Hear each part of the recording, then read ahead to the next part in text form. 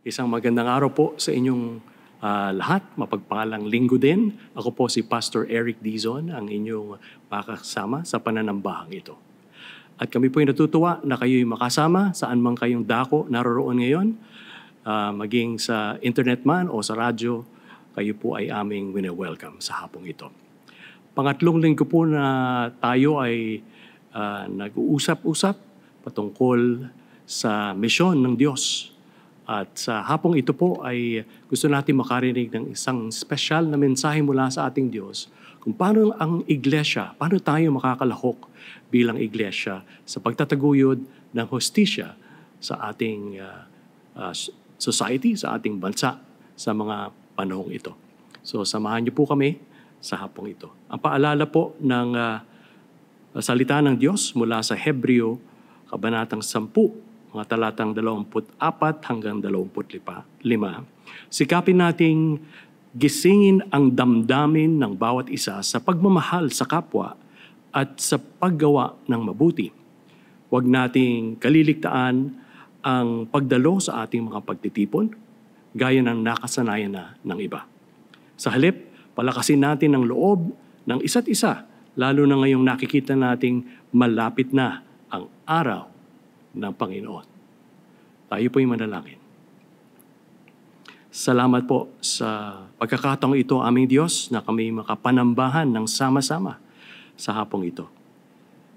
Sana po ang inyong mamalas, ang inyong madinig at makita sa aming kalagitnaan ay magbigay lugod sa inyo sa hapong ito. Ito po ang aming dalangin sa pangalan ng aming Panginoong Jesus. Amen.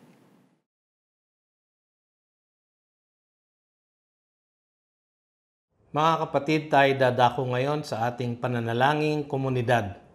Samahan niyo po ako sa pananalangin.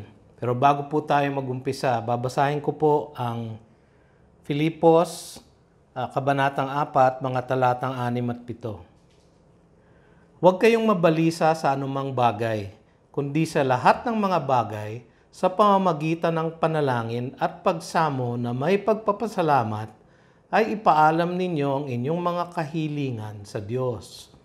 At ang kapayapaan ng Diyos na hindi maabot ng pag-iisip ang mag-iingat ng inyong mga puso at mga pag-iisip kay Kristo Jesus.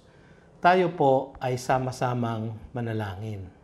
Panginoon naming Diyos, dalangin namin sa hapong ito na kami ay basbasan mo muli ng iyong presensya at ng kapangyarihan ng iyong Espiritu Santo. Pinananalangin namin, Panginoon, ang aming bansa. Kayo po ang naglagay sa amin sa bansang ito, sa aming mahal na bayan. Kayo po ang nagpalaki sa amin sa kanyang kalagitnaan. Kaya ang aming dalangin, Panginoon, ay para sa aming bansang Pilipinas. Nagpapasalamat kami, Panginoon, sa lahat ng biyayang ibinigay mo sa aming bayan. Isang ekonomiya na matibay at isang ekonomiya, Panginoon, na merong malaking tsansa na manumbalik kaagad pagkatapos ng krisis na ito. Maraming salamat, Panginoon, sa lahat ng biyaya na ibinigay mo sa aming ekonomiya. Dalangin namin, Panginoon, sa hapong ito ang aming mga pinuno magmula sa aming Pangulo at pangalawang Pangulo, ang lahat ng miyembro ng kanilang kabinete, ang mga miyembro ng lehislatura at ng hudikatura. Dalangin din namin, Panginoon, ang kapulisan at ang mga miyembro ng Sandatang Lakas ng Pilipinas. At lahat ng kawani, Panginoon, sa local government, ang mga gobernador at mayor at mga konsehal. Kayo po ang magbigay ng katalinuhan sa kanila upang kanilang mapangasiwaan ang lahat ng bayan, Panginoon, nang naaayon sa iyo sa nararapat at naaayon sa iyong kalooban at salita. Dalangin namin, Panginoon, na para sa kanila na hindi pa nakakakilala sa inyo, nanawa, Panginoon, ay mangusap kayo sa kanilang mga puso sa pamamagitan din naman ng mga kasama namin sa gobyerno na Kristiyano na sana, Panginoon, ay bigyan niyo sila ng pagkakataon na maabot ang aming mga opisyal na ito upang sila naman, Panginoon, ay makakilala sa iyo at lalong maging maagap sa kanilang panunungkulan, Panginoon, bilang iyong mga ordinadong ministro na nakaluklok, Panginoon, sa aming pamahalaan at sa mga posisyon na may kapangyarihan. Kayo po ang gumawa nito para sa kaluwalhatian ng inyong pangalan. Dalangin din namin, Panginoon, ang aming iglesia, ang Green Hills Christian Fellowship. Inilalapit namin, Panginoon, ang napakaraming pasasalamat, O Diyos, sa iyong katapatan sa amin. Kahit na kami ay sarado at hindi nakakapagpanambahan ng sama-sama, binigyan niyo po kami, Panginoon, ng teknolohiya upang maabot ang isa't isa. At sa ganitong paraan, Panginoon, ay sama-sama kaming makapanambahan sa iyo. Maraming salamat sa aming mga pastor at elder na iyong ibinigay sa amin upang turuan kami ng iyong dakilang salita. Maraming salamat, Panginoon, sa kanilang katapatan sa pagtuturo ng Biblia, O Diyos, at ng tamang doktrina sa aming kalagitnaan. Inilalapit namin, O Panginoon, ang aming si Pastor Noel Pabiona na siyang aming tagapagsalita ngayong hapong ito. Kayo po ang pumuspos sa kanya ng inyong diwang banal at pangunahan niyo siya, Panginoon, sa kanyang pagbabasa ng inyong salita sa aming kalagitnaan at sa pangangaral nito upang aming maunawaan ang inyong mensahe sa amin sa hapong ito. Sa aming pagdiriwang, Panginoon, ng aming Missions Month, kayo po ang magbigay sa amin ng isang panibagong pagtatalaga ng aming mga buhay sa pagpapalaganap ng mabuting balita ng kaligtasan sa lahat ng dako ng mundo o sa lahat ng dako ng aming mundo, ng aming oikos, ng aming pamamahay, ng aming mga kaibigan at kapatid at kamag-anak. Nawa, Panginoon, kami ay maging tunay na misyonero sa kanilang kalagitnaan. Dinadalangin namin, Panginoon, ang lahat ng aming ministeryo dito sa GCF, ang aming mga growth group at fellowship group, ang lahat ng mga Bible study na isinasagawa, Panginoon, sa loob ng isang linggo. Dinadalangin din namin, Panginoon, ang mga online na mga gawain, Panginoon, mga devotional, mga Bible study, mga pagdiriwang, mga pananambahan. Kayo po, Panginoon, ang magbasbas ng lahat ng ito upang ang lahat ng ito, Panginoon, ay magamit nyo sa pag-usad ng inyong kaharian dito sa lupa. Sa aming pananambahan ngayong hapon, Panginoon, ikaw ang kasama namin. Ang aming dalangin ay maintindihan namin, maunawaan ang iyong salita para sa amin ngayong hapong ito, na ikaw ay aming mapagpurihan at maluwalhati, Panginoon, sa aming mga awit at sa aming pananalangin, Panginoon, na ang bawat sangkap ng aming pananambahan ngayong hapon, Panginoon, ay tunay nga na maging kalugod-lugod sa iyo at magbigay ng kapurihan sa iyo.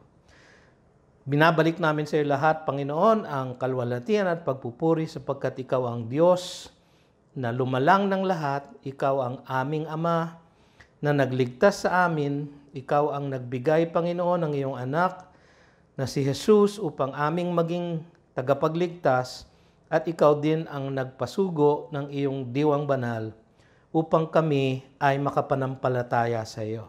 Salamat, Panginoon, sa lahat ng ito at sa dakilang kaligtasan na nasa amin sa pamamagitan ni Kristo. Ang lahat ng ito ay nilalapit namin sa iyo, hindi dahil sa meron kaming karapatan, Panginoon, kundi sa karapatan lamang at sa pangalan ni Jesus na aming mananakop at tagapagligtas. Ito ang aming dalangin. Siya nawa. Amen.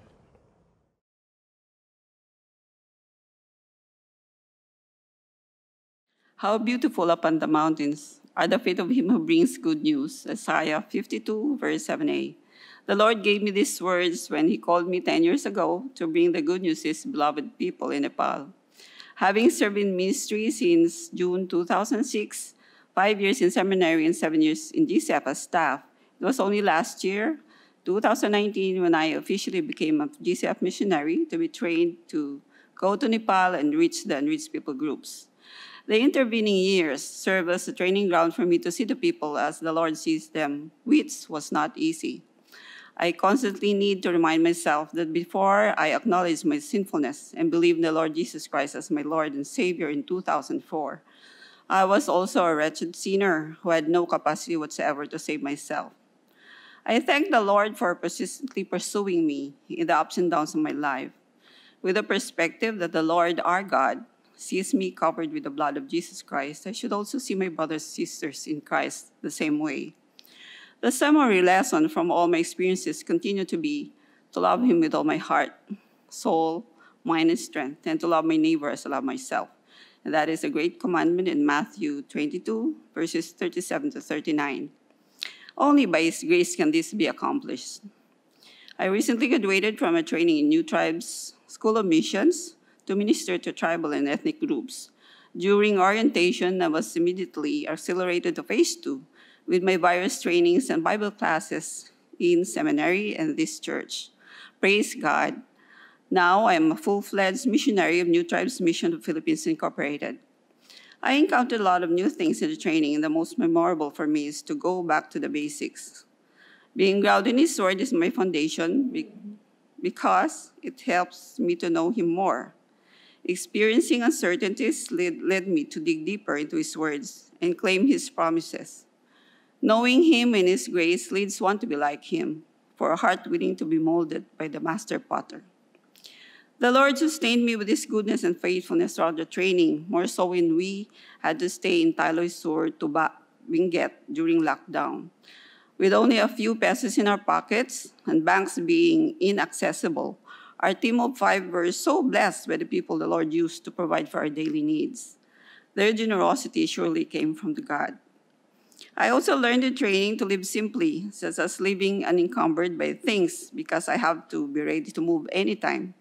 This I experienced lately when I packed my things to go back to Manila and had to let go of some of my things. I'm now preparing for the ministry to enrich people groups with various religious beliefs such as Buddhism, Hinduism, and Muslim faith, among others. Lord willing, I will be able to go there next year. Yes, there are travel restrictions currently, but who can hinder the Lord in His desire to reconcile people back to Him? While waiting, I will be enrolling in TESOL, teaching English as second language this September, as an alternative entry point if needed. I would like to thank the Body of Christ, GCF, for journeying with me in the Lord's work. Thank you for your prayers and the other countless ways of ministering and supporting me. Thank you, MDM team, MCare family, Lord's Vessel or Love Gigi, my missionary home partner, ERCC family, and of course, God-anchored professionals or GAP Gigi, my original church family. You are the Lord's gift to me. As an encouragement for you to join the Lord's work, let me read to you a few lines of a song entitled Just Ordinary People, sung by Danibel Hall. I would like to sing it, but I might end up a singer, not a missionary. Just ordinary people. God uses ordinary people. He chooses people just like me and you, who are willing to do as He commands. God uses people who will give Him all, no matter how small your all may seem to you, because little becomes much as you place it in the Master's hand. Having watched this video is an indication that God decides to do a special work in your heart, because He who began a good work in you will bring it to completion at the day of Jesus Christ. Philippians 1:6. I'm excited for you. I am Maria Lee Alcatran, inviting you to pray for the Lord's work in reaching the unreached, specifically in Nepal. God bless us all.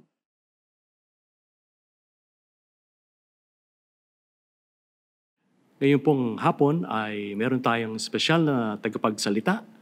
Siya po ay ay kilala na sa ating kalagitnaan, sa ating iglesia. Siya po ay si Pastor Noel Pabiona, ang National Director of Compassion International. Sila po ay may malaganap na gawain kasama ang 406 churches. At ito pong mga simbahan na to, ang tawag sa kanya ay Kuya Noel. Kaya pagkakataon ko rin pong ipakilala sa inyo at tawagin siyang Kuya sa hapong ito. Let's welcome po Kuya Noel Pabiona.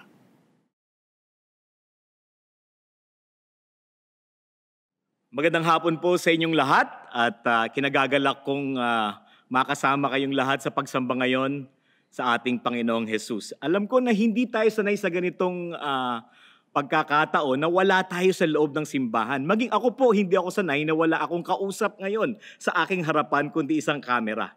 Pero wala pong makakapagpigil sa ating pagsamba sa ating Panginoong Jesus. Amen? At binabati ko po kayo na tinatawag nating bating Pilipino. Bilang Mariqueño, ikinagagalak ko po na yan po ang mungkahi ng aming congressman na si Bayani Fernando. Sapagkat mahirap na po ngayon magbatian kasi nga hindi dapat tayo nagkakahawakan. Kaya nga po, maski ako pagka ako'y lumabas, ay kung hindi fist bump ay siko. Siko rito, siko riyan, para ka nag-iitik-itik. No? Wala na pong beso-beso at magkakahawaan. At ganito po ang naidulot sa atin ng krisis na ito, na hindi lamang pagbati at ang pamaraan sa pakikisalimuha sa kapwa ang naapektuhan. Marami sa ating nagtatrabaho na lamang sa bahay at magkakaroon na ng Zoomitis na sosobra na sa pagka-Zoom. Pero mabuti pa po yan kaysa mawalan ng trabaho dahil marami po tayong kababayan ang naapektuhan ng pandemya, nawalan ng trabaho at nangangailangan ng tulong. Matindi po ang krisis na ito. Ayon po sa mga naunang datos, mahigit 2.5 milyong Pilipino ang nawalan ng trabaho. Marami sa mga nawalan ng trabaho ay wala namang mga sick leave, mga benefits, mga irregular workers, mga pakyawan lang, mga per output, mga kasamahan nating jeepney driver, mga service workers. Grabe po talaga ang pagpapahirap na idinulot ng pandemyang ito. At maging mayayamang bansa tulad ng Singapore ay apektado at sabi nga ng Bloomberg, mahigit 41% ang pagbagsak ng gross domestic product ng Singapore. Mabalik tayo sa Pilipinas. Ayon sa datos ng World Bank, ang mga mahihirap sa Pilipinas ay pababa ng pababa sa loob ng 5 taon na dapat nga 19% na lamang ang itinatalagang numero ng mga mahihirap, kabilang na mahihirap sa ating populasyon. Pero dahil po sa pandemyang ito, sinabi ng World Bank na hindi na po mangyayari yan at sa halip, magkakaroon po ng pagtaas muli ng bilang ng mga mahihirap na mahigit 3%. Sa gitna po ng pandemyang ito, sa gitna ng kahirapan na umiiral sa ating paligid, ano ang dapat ginagawa ng mga anak ng Diyos, ng mga taong itinuturing na Kristiyano, mga alagad ni Jesus? Lahat ng nangyayari sa ating paligid, tanggap natin ay pagkakataon upang ipakalat ang mabuting balita. At hindi ko po ito minumungkahi dahil Missions Month ngayon sa GCF. Ito ay malinaw na nakasaad sa Biblia at dapat nating sundin at gawin. At makikita po natin ito sa libro ng unang Juan, ikatlong kapitulo, 16 hanggang sa 18. Babasahin ko na lang po sa Tagalog. Dito natin nakikilala ang tunay na pag-ibig. Inialay ni Kristo ang kanyang buhay para sa atin, kaya dapat din nating ialay ang ating buhay para sa kapatiran. Kapag nakikita ng isang may kaya sa buhay ang kanyang kapatid na nangangailangan at hindi niya ito tinulungan, masasabi bang siya'y umiibig sa Diyos? Mga anak, huwag tayong magmahal sa pamamagitan lamang ng salita, subalit ipakita rin natin ang tunay na pag-ibig sa pamamagitan ng gawa. Maya po ay babasahin ko rin ang salin nito sa Ingles sapagkat sa salin ng Ingles, ito po ay maihahambing natin sa pinagkunan na orihinal na Griego para maintindihan po natin ito. Nagsimula po ito sa salitang dito natin nakikilala ang tunay na pag-ibig. O sa Ingles, by this we know love. We know. Sino dito yung we? Sino yung tinutukoy dito? Yung mga nagsasabing sila ay alagad ni Jesus o mananampalataya o Kristiyano. The believers. What do we know? Ano yung alam natin? Love. Tunay na pag-ibig o agape sa salitang Griego. Ito yung unconditional love. Kaya nga sinabi nga sa panimula, dito natin nakikilala ang tunay na pag-ibig. Mahalaga po ito kasi ang ating mundo hindi nila alam ang tunay na pag-ibig. Kaya nga may mga kantang nagtatanong na, I wanna know what love is. I want you to show me.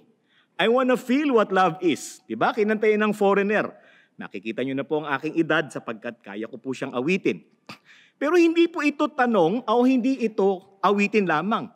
Ito ay panaghoy ng taong hindi alam kung paano ipinadama ng Diyos ang tunay na pag-ibig. Kaya siya nagtatanong. Pero sa ating mga mananampalataya, mga taong naniniwala kay Jesus, di natin kailangan magtanong o managhoy kung ano ang tunay na pag-ibig. Dahil ayon sa ating binasa, malinaw sa Biblia na alam natin ito. Bakit? Natamasan na natin ang tunay na pag-ibig mula kay Jesus. Ano ba nilagay doon? No? He laid down His life for us sa English. In other words, inialay ni Kristo ang kanyang buhay para sa atin. Abay, tayo yun eh. Napakinabangan natin yun.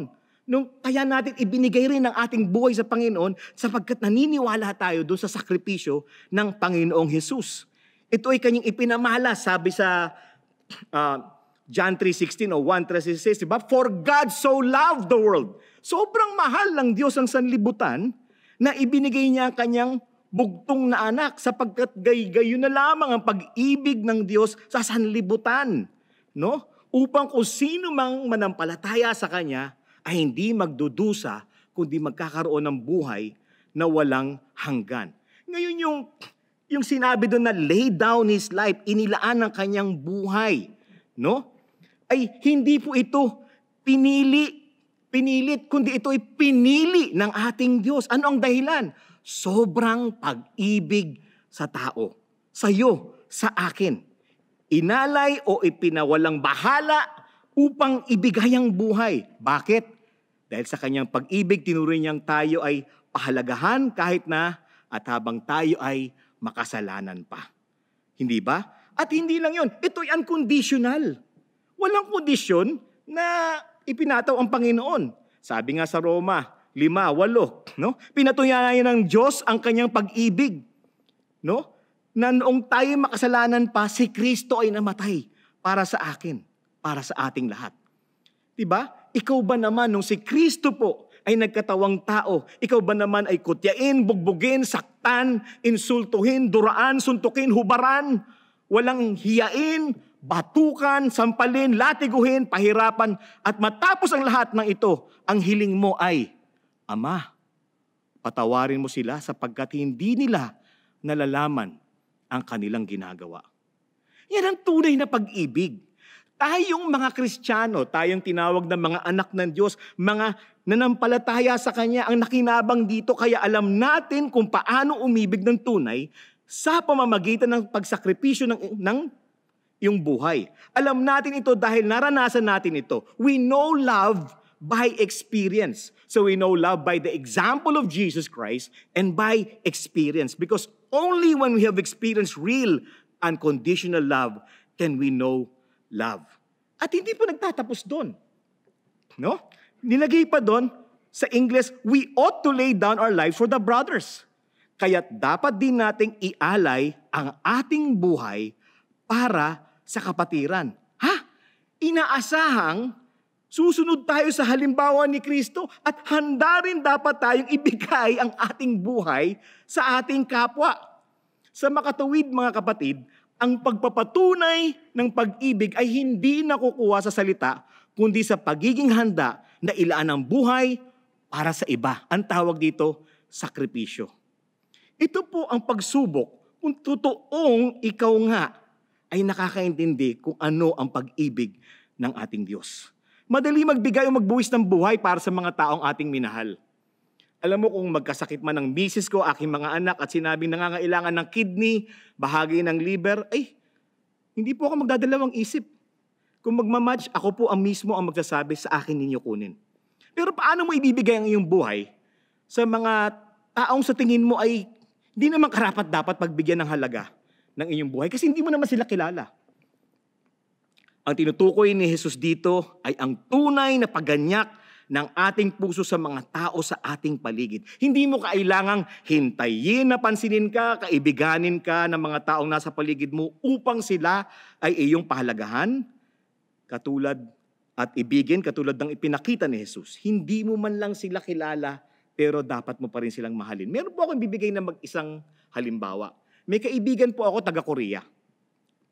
Siya po ay malusog na tao at may nanawagan po na isang pamilya na ang bata ay nangangailangan ng bone marrow, no, donor, kasi siya po ay may sakit na leukemia. At pag hindi po siya nasa linan ng bone marrow, siya po ay mamamatay.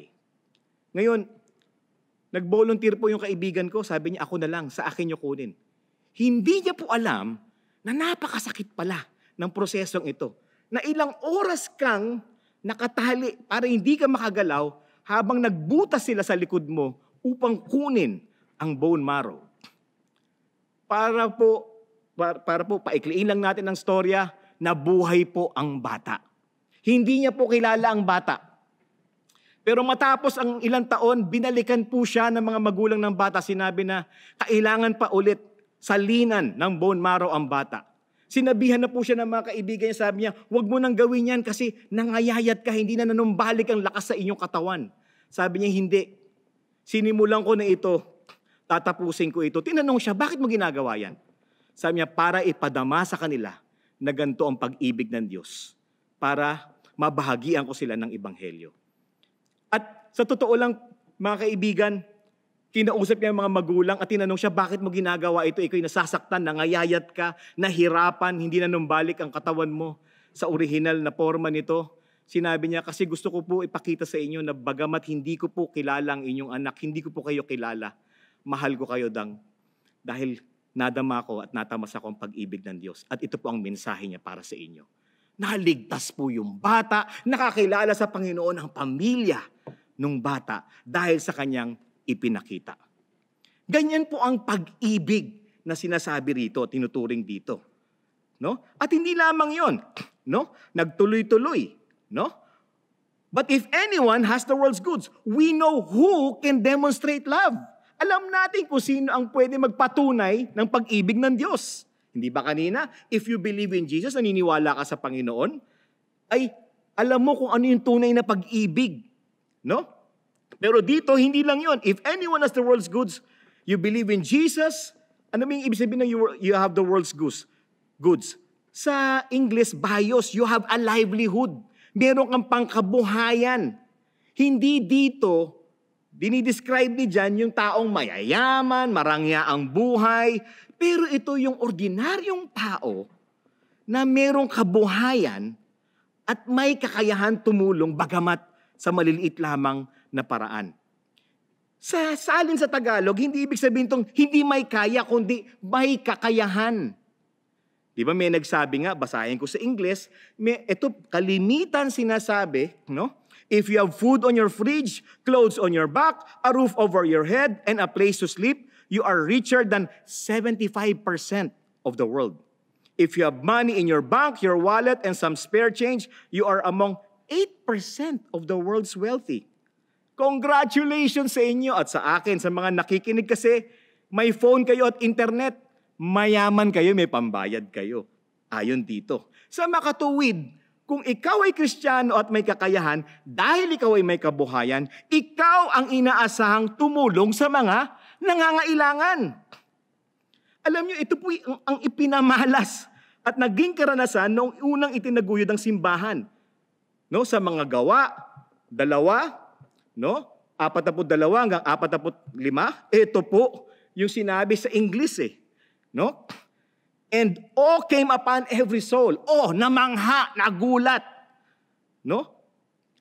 Many wonders and signs were being done to the apostles dahil sa mga nakikita nila sa kanilang paligid. Pero hindi lang yun, tuloy-tuloy yun Ha?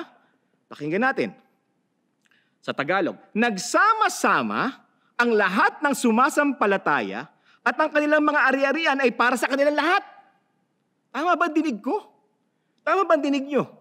Nagsama-sama yung mga may ari-arian para sa kanilang, para maipamahagi doon sa mga wala. No? Kaya sino ba namang hindi magugulat? Sino ba namang hindi mamamangha? Ipinagbili nila ang kanilang mga ari-arian at ang napagbilhan ay ipinamahagi sa bawat isa ayon sa kanilang pangangailangan. Pambihira, no? Matapos mangaral ni Apostol Pedro, 3,000 naligtas, Ito po ang nagbuo ng unang simbahan. Ang mga tao ay nag-iibigan, laging magkasama. Sa sobra ganda po ng samahan sa loob ng simbahan, yung mga taong nasa labas na nakikita ang nangyayari sa loob, sila po'y namangha at gusto nilang sumama sa mga Kristiyano. People who had more provided for those who had less, so that people outside were in awe. Gulat na gulat. Mga kapatid, ito po yung nagpapakita nung punto nung ating pinag-aaralan ngayon. Hindi mo kailangang mangaral ng mangaral. Kailangan mo ipakita sa tao kung paano binago ng Diyos ang iyong buhay na ikaw ay hindi na nauhumaling sa kayamanan o karangyaan. Isipin niyo kung ganito tayo mamuhay. Hindi ba mas gugustuhin ng mga taong makilala ang Panginoon dahil sa ating ginagawa at hindi lang sa ating ginagawa? Hindi po ako bulol. Ngawa tayo kasi nangawa, wala naman tayong ginagawa. Ipinamalita mo na Kristiyano ka. Wala namang pruweba sa buhay mo dahil napakadamot mo. Nakakahiya. Ang panawagan ng ating Panginoong Hesus ay sakripisyo. Hindi na sustensuhan ang bisyo. This is sacrifice, this is real love. Ang tunay na pag-ibig ay hindi lamang dinideklara. Ito ay ipinapakita. It's one thing to say something, but another thing to do something. No? Pangatlo, na tuloy-tuloy, no? Whoever has the world's goods and sees his brother in need. No?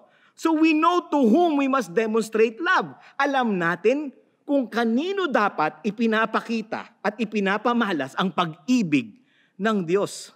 Ngayon nakalagay doon, brother in need. Sa kapwa Kristiyano lang ba? O sa mga kapatiran? Hindi.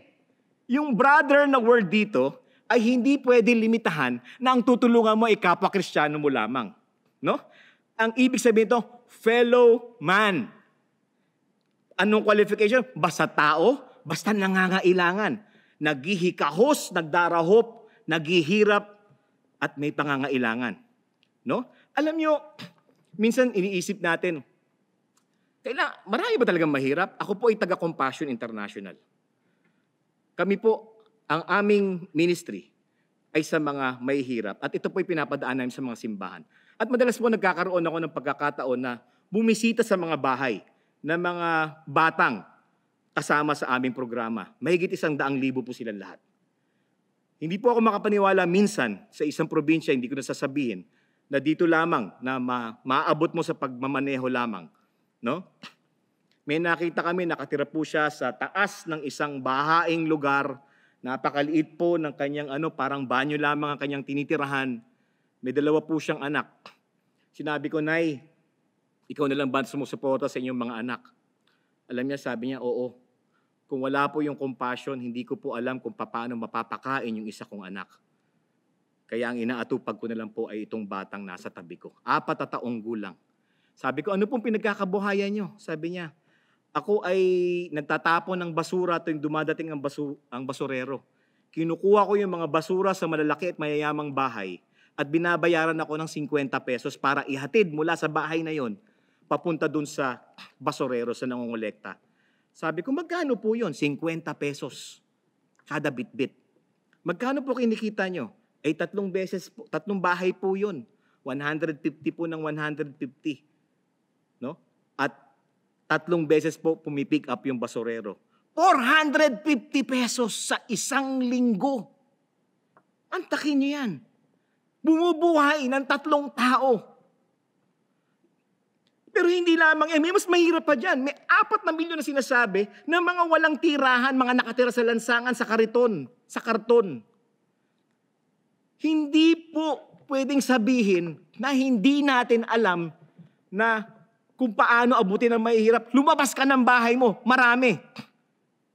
Pero balikan natin yung ating pinag-aaralan. Napansin nyo ba? Kung binabasa nyo yung inyong Biblia, binabaan pa ang standard. O, paano nagsimula? Okay!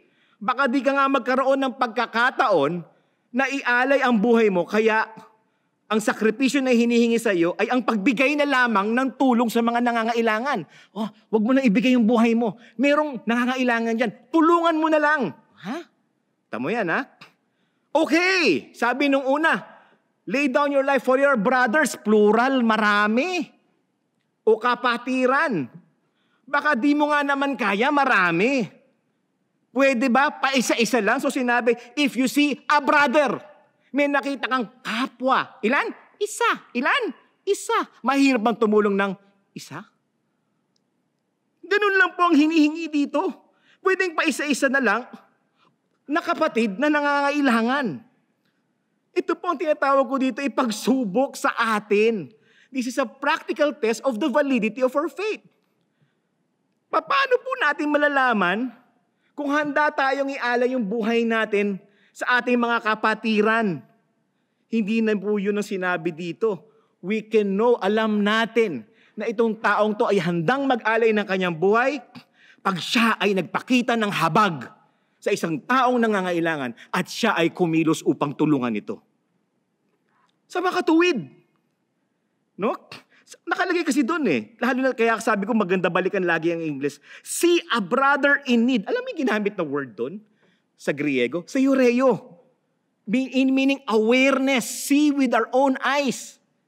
Mga kapatid, wala tayong excuse. Kasi pag nagbukas ka ng internet, nagbukas ka ng TV, alam mong may mga taong naghihikahos, may nagdarahop, mayroong nangangailangan. Ano ang dapat mong gawin kung ikaw ay higit pa sa pangangailangan mo ay meron ka? Kaya ang tanong dito lagi, ikaw ba ay nahahabag pag nakakita nito? Hindi ba? We know to whom we must demonstrate love, and it's to whom? To a brother in need, to someone in need. No? And we know who are really God's children because of their expression of love. No? Alam natin kung sino ang mga tunay na anak ng Diyos sa pagkilos pag sila ay nahabag. Bakit? Ano nakalagay dito? Yet closes his heart against him. How does God's love abide in him? Ang sakit, no? Hindi ka nahabag, nakakita ka. Nagmatigas ka. Alam mo ba ibig sabihin ng closes his heart against him? Sinabi dito sa Griego, closes his heart, parang pinagsarahan mo ng pinto, sinarado mo at tinapon mo ang kandado kasi wala kang balak tumulong na kahit sa papaanong paraan. Pero kung titignan mo nga, yet closes his heart against him. Sa ibang salin, yet have no compassion on him. Alam niyo ba yung, sa Griego kasi, closes his heart, heart means bowels. Ano yung bowels? No, ito po ay lamang loob. Yung lungs, yung lower intestines, yung liver. Kaya noon, pag nagpahayag ka ng pag-ibig, hindi mo pwedeng sabihin na mahal kita ng aking buong puso. Kulang yun, hindi ka pakakasalan ng babae. Kundi, mahal kita ng buong puso ko, kundi pat kasama ang pati atay, lapay, bato, pali, bituka, at anumang lamang loob. Yung po yung ibig sabihin nun. Ako po'y taga-compassion. Yung word po na compassion, sa Griego, ang ibig pa sabihin po niyan ay splanknitsumai. Mabuti na lang, walang tao sa harap ko, kundi magkaka-COVID kayo, ang daming tumalsik na laway, ano? Droplets. Pero, bakit ko po kailangan sabihin yon? Bakit? Kasi mukha akong matalino. Hindi, loko lang. Kaya ko po sinasabi yon kasi ang ibig sabihin po ng splanknitsumai, ikaw ay may masamang pakiramdam sa lamang loob. Yun po ibig sabihin nun. Kapag ikaw ay nahabag sa ibang tao, at ito ay mawawala lamang kapag may ginawa ka upang tulungan ang taong nahabag ka. Si Jesus po madalas sabihin to. He had compassion when he saw the people scattered like sheep without a shepherd. Ginamit niya na naman to sa storya ng prodigal son. Madalas po itong sabihin kasi po hindi lang ito awa. Ito ay habag. Hindi ka matatahimik pagka wala kang ginawa para tulungan ng iyong kapwa. Ganyan po ang hinahanap dito. Ganyan po ang pag-ibig. May nakita kang nangangailangan at para kang manhid na hindi mo siya tutulungan pero ikaw ay may kakayahan sa kahit maliit na pamamaraan. Ang tanong, how does God's love abide in that person? Masasabi bang siya'y umiibig sa Diyos? Tanungin mo yung sarili, ba't wala kang ginagawa?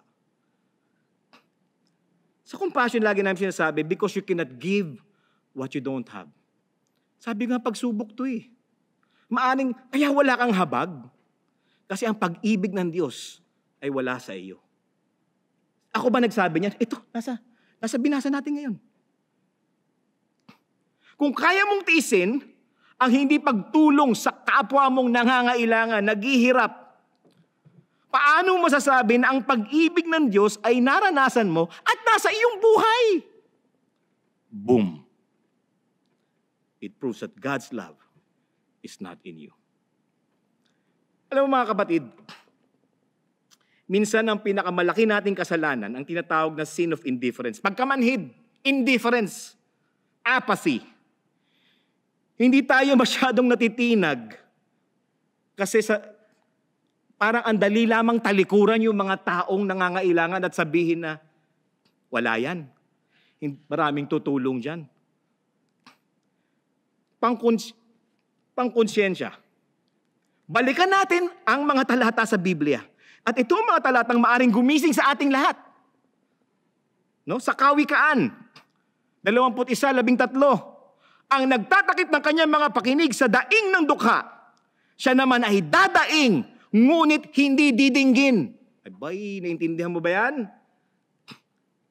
Baka mas malinaw sa Ingles, whoever closes his ear to the cry of the poor will himself call out and not be answered. Nako. Tapos sinasabi mo, Panginoon, bakit hindi tinutumutugon sa panalangin ko sa aking mga daing at hinaing? Balikan mo to.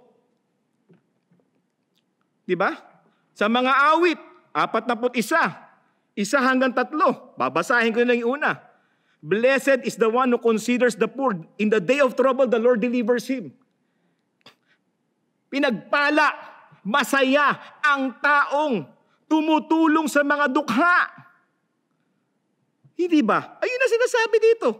Kapag siya ay dumaing sa Panginoon, siya ay pakikinggan. Proverbs 14:20-21. Diba? The poor are shunned even by their neighbors, but the rich have many friends. It is a sin to despise one's neighbor, but blessed is the one who is kind to the needy. Ang umahamak sa kanyang kapwa ay nagkakasala. O yun, ang dami na nun. Hindi pa ako tapos. Proverbs 19:17. Ang naaawa sa dukha ay nagpapautang sa Panginoon. At ang kanyang mabuting gawa ay babayaran sa kanya ulit. Ano yun? Kapag ikaw ay may kawang gawa, ikaw ay nagpapautang sa Panginoon. Tao, maaring pautangin mo. Alam ko, may karanasan kayo. Hindi magbabayad. Pakunatan. Pero ang Panginoon, pag nagbigay ka sa nangangailangan, ikaw ay nagpapautang sa Panginoon. Nagbabayad ba ang Panginoon? Nagbabayad. Higit pa ang balik, may sukli pa. Tignan niyo yung inyong buhay. May nagpapatunay ba sa inyong ginagawa na ang pag-ibig ng Diyos ay nananahan sa inyong buhay? Huli na to. Proverbs 28:27. Siyang nagbigay sa dukha ay hindi masasalat. Ngunit siyang nagkukubli ng kanyang mga mata ay magkakaroon ng maraming sumpa. Those who give to the poor will lack nothing. But those who close their eyes will receive many curses. Hindi pa ba kayo natitinag? Gising pa ba kayo? Tandaan niyo po ito. Sunod, sinabi doon, little children, let us not love in word or talk, but in deed and in truth. We know how we must express love.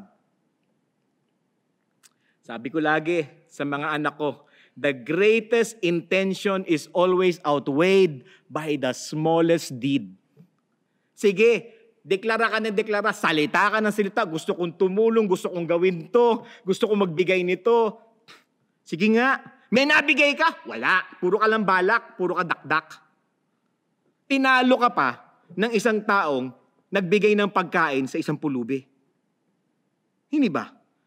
Sa Tagalog, basahin ko ulit. Mga anak, huwag tayong magmahal sa pamamagitan lamang ng salita, Subalit ipakita rin natin ang tunay na pag-ibig sa pamamagitan ng gawa. Okay. Hindi ba ito ang tinutukoy ni Santiago, ng apostol na Santiago, nung sinulat niya ito sa Kapitulo 2, no? 15 hanggang 6 na talata.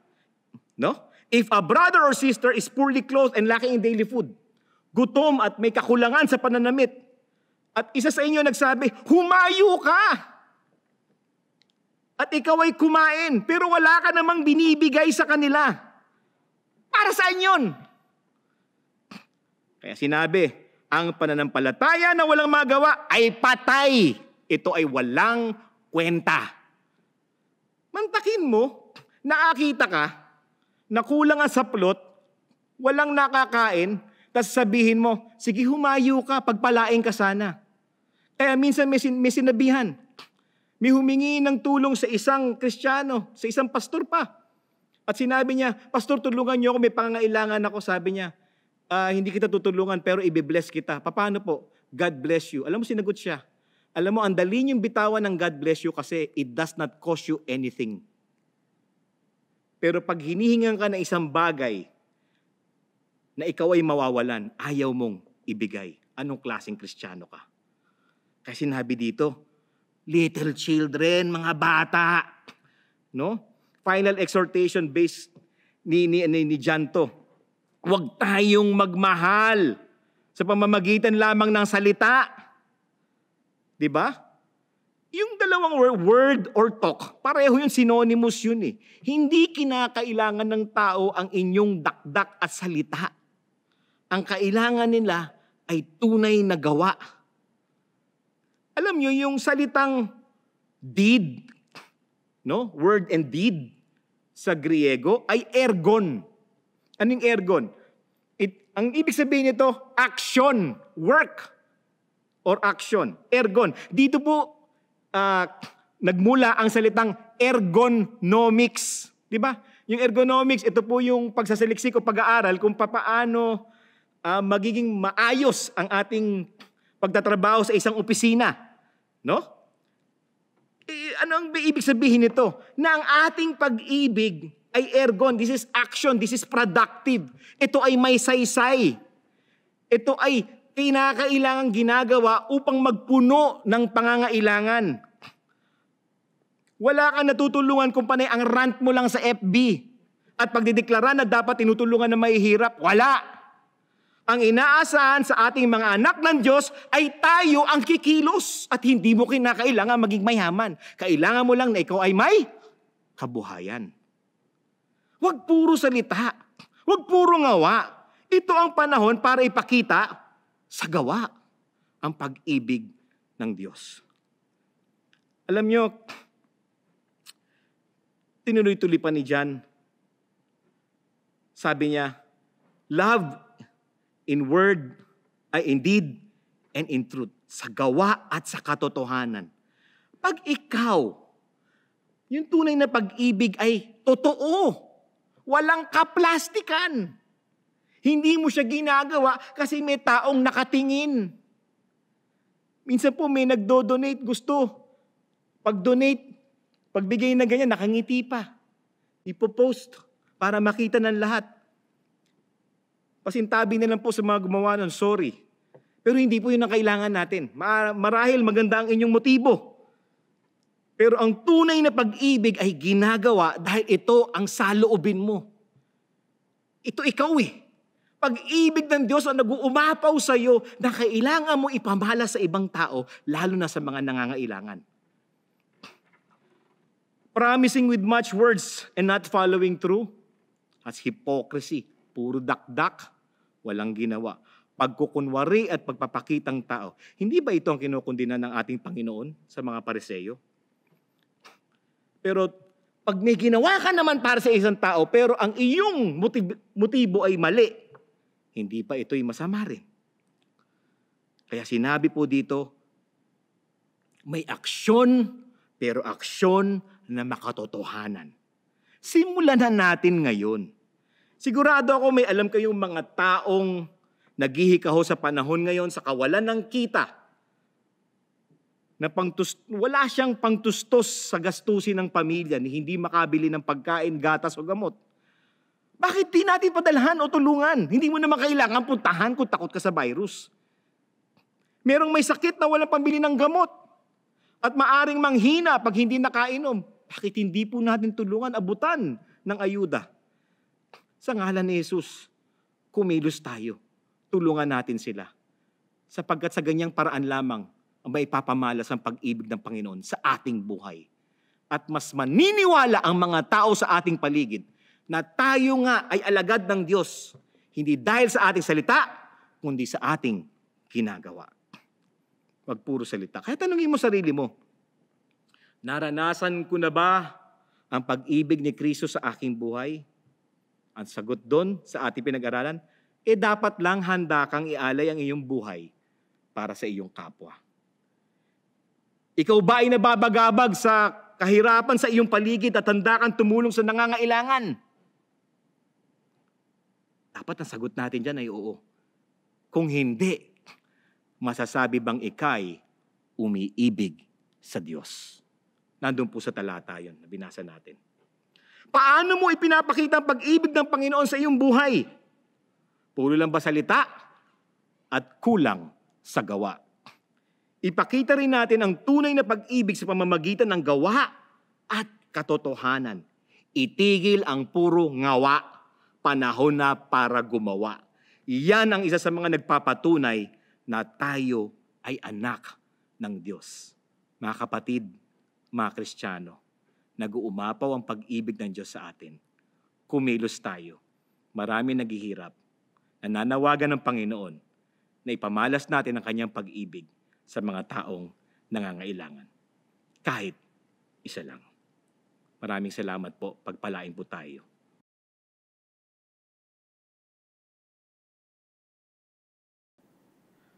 Tayo'y manalangin.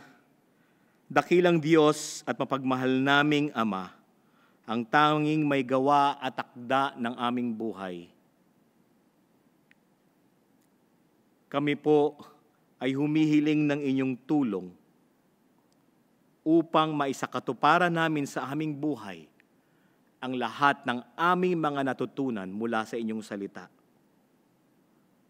Sana'y walang masayang, sana'y walang makalimutan, kundi sana, Panginoong Diyos, sa tulong ng inyong banal na Espiritu at sa nag-uumapaw na pag-ibig ninyo sa bawat Kristiyano, kami ay kumilos.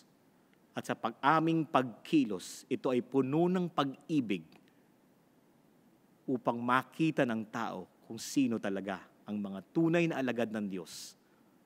Nakaranas ng pag-ibig, marunong umibig, lalo na sa mga taong naghihikahos, nagdarahop at nangangailangan. At sa aming pagsunod at pagtupad ng inyong kagustuhan, O Diyos, pagpalain nawa ang bawat isa at ingatan ni Yahweh. Kahabagan at nawat subaybayan ng ating Diyos. Ingatan ka nawa at bigyan ng kapayapaan na mula lamang sa Panginoon. Ito po'y hiling namin para sa lahat. Amen. Maraming salamat po.